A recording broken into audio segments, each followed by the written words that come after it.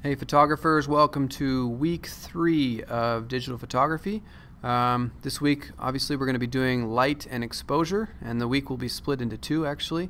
You'll have an assignment for exposure and you also have an assignment for light. Famous photo for the week is none other than Rembrandt himself, and sorry, it's not actually a photograph, it's a painting. And the reason why I chose this one this week is because this is sort of our prompt for the week. This is one of your themes and associated with one of your assignments.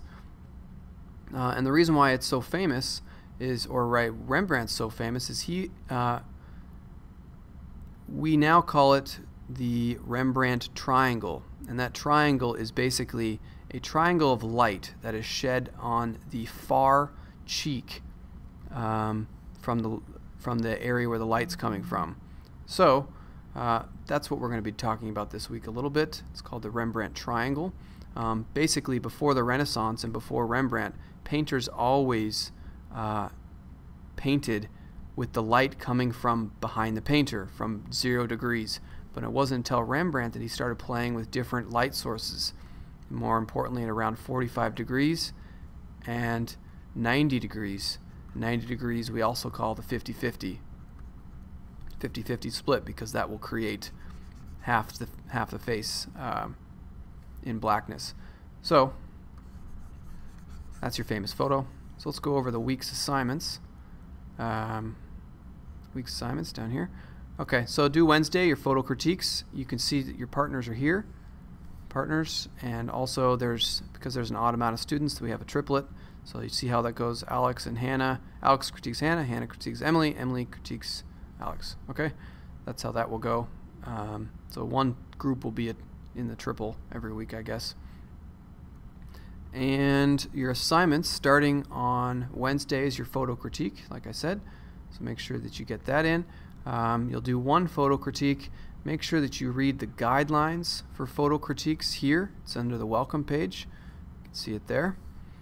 And on Wednesday, there's going to be some rewrites for your photo journals. I don't think that a lot of you, some of you have, but a lot of you have read in this portion here, the guidelines for, or the rubric for writing your photo journal. You are supposed to include a story, which most of you have done. You're also supposed to include any editing you've done, and I'm not talking about, yes, I edited it. I'm talking about specifically increased saturation, increased contrast, decreased exposure, things like that, cropped, anything like that. And also I want the settings, and though I know you don't know what they mean yet, some of you, ISO, shutter speed, and aperture need to be included in every single photo. So you need to rewrite those if you want your grade to go up. And speaking about grades, sorry, your grades necessarily aren't really posted right now, and that's basically because I don't know how. So I have a conference, my first faculty meeting is this week, and I'll get your grades up later this week as soon as I make sure I know how to do that. Pretty sure I know how, but I want to make sure I'm doing it right. So you'll see your grades updated this week. Okay, so let's get into this a little bit. Let's click on the exposure link, and here we go. Okay. So I haven't done it yet, but you'll see a video here. I mean, I've recorded it, just haven't put it in there. So I talk about exposure and the histogram, which we talked about a little bit last week, but this is just a bit more specific about what it can do if you didn't get it quite yet. Here's a cheat sheet for you. Highlights, midtones, and shadows. And your first quiz for the week, question quiz, whatever you want to call it, is to match these photographs, all of these photographs I took a couple weeks ago, match these photographs with these histograms. And just so you know, it's not as easy as it might seem. Professional photographer got it wrong. I won't tell you which ones, maybe I'll tell you next week, but anyways, it's a good one, so I'll give that a go. And your assignment for the week is to mimic these two histograms. So you see a histogram here where I'm not going to get too far into that. You should, by the time you've read all these articles and seen that video, you should know what this means. But I want you to try and figure that out yourself.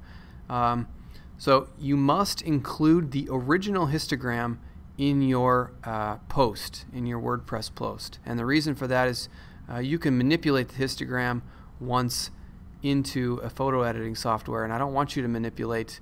I want you to manipulate the photo, that's fine, but I want you to be able to try and figure this out without software. I want you to try and figure it out with your settings and figure out with some sort of, whatever you want to take a photo of. So yeah, I don't want the histogram of the photo that's been edited. I want the original. And let's see here. I recommend that you might want to use your parents or a sibling as your subject.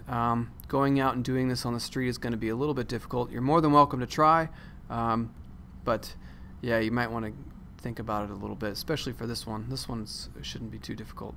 So that's for exposure and light, which is going to be interesting. Light is got some videos for you to watch. Here's like a little cheat sheet for you if you want to. This corresponds to your assignment at the bottom, but you see here's 0 degrees. That's with the camera or the light going straight on to the subject.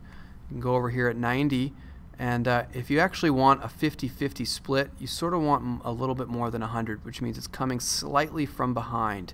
90 would be directly next to the subject. So I've discovered that myself.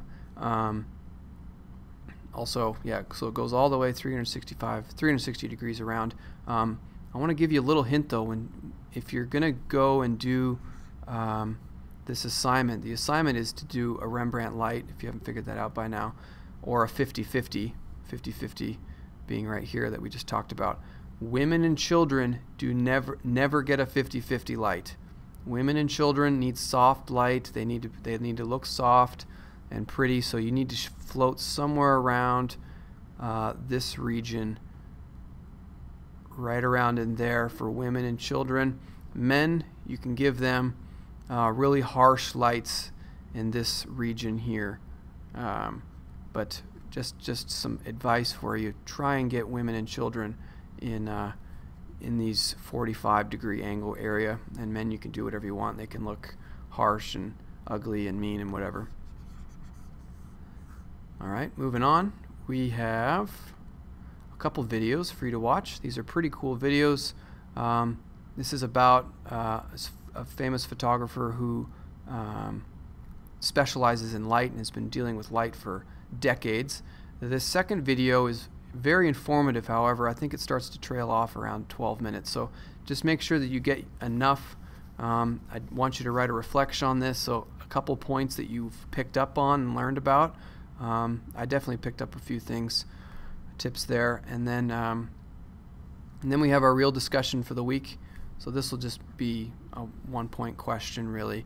But then the discussion for the week is, last week we talked about the rules of photographing, and I think we had some good discussions in some of the groups regarding that. But the law is pretty liberal. It's basically you're allowed to take photos of people in public, and that's that. But I want to get a little bit more into the morality of things, and I can tell you this conversation is worth having, because it's as soon as you see someone or experience someone that's extremely angry with you for taking their photo, I think you'll appreciate having this conversation. But on another side, I think there are some ethical and moral issues we need to talk about, because I don't necessarily think it's completely just yes I can and no I can't. That photograph I had last week about 9/11, I think there's more to that than just yeah I can take the photograph. I think we want to look at this more from a photojournalist point of view, meaning you're trying to represent the people or the population for who they are and not how you want them to be perceived. So let's look at it from that perspective and not just the legal standpoint. Basically, I want you to write some rules together. I've already written one comment, so if you can go and write underneath that comment, you do not have to write your own post, and I'm looking for maybe I think 2 times from each of you. And I'm not going to post this one on my blog because it seems sort of stupid to post a photo like this of myself, but my wife was supposed to be my subject, but she's 8 months pregnant and just didn't really want to, I guess. Anyway, so I did this one last night, playing with some just some lamps basically, but the idea for this assignment is to create a 50-50 light on a subject, or a Rembrandt triangle, which would be a triangle of light on, in this case, my right cheek. And that's your goal, and I want you to do, I think it's 2 of them, or no, just 1 of them, just 1, that's fine. So 3 photos for this week, and that's about it. Let's go see some good photos. So far, I haven't seen everyone's photos, but I just want to talk about a couple of these. I think this one is totally cool, by Laura. This is a chandelier. She's definitely utilizing the rule of thirds here. You can see our subject here, and I love how dark this is. This is fantastic, and then how bright it is. And we get, on the histogram, we get all the values, and that's a great place to start. So dark and so bright. Another one I thought was pretty cool, Candace. Look how symmetric this is. I think a lot of photographers probably would have criticized her for not keeping this value here over here or somewhere around in there. But I love the symmetry of this. I think it's perfect. And I also think it was probably a little bit tempting to get rid of this. But I'm so happy she didn't. That was a good call. So very cool. I also think that the entire histogram was hit in this photograph, because you can see that there's so bright here, but it's also so dark. And I bet you every value was hit in between. And Allie, this is so cool. Look at this. This is supposedly a lamp in her living room. All these circles. It's just great textured, really cool depth of field. I'm glad she kept this one out of focus. This is interesting to me, because the subject, the thing that's sort of drawing your eye, is out of focus, where the background is in focus. Actually, probably this is in focus, but this is more in focus than the subject. So it's just a really interesting take on, you blurred the subject, but your background is in focus. I thought that was really cool. So congratulations to those girls. I think those are fantastic photos. Granted, I haven't seen everyone's yet, but I needed to make this video, so those are the ones that I've seen so far. So good luck this week. Please make sure that you read all of those rubrics, because I will be grading you. And remember that the photo is only 6 points, and the photo journal is 4, so it's pretty much equal, almost equal. So good luck. Have a great week.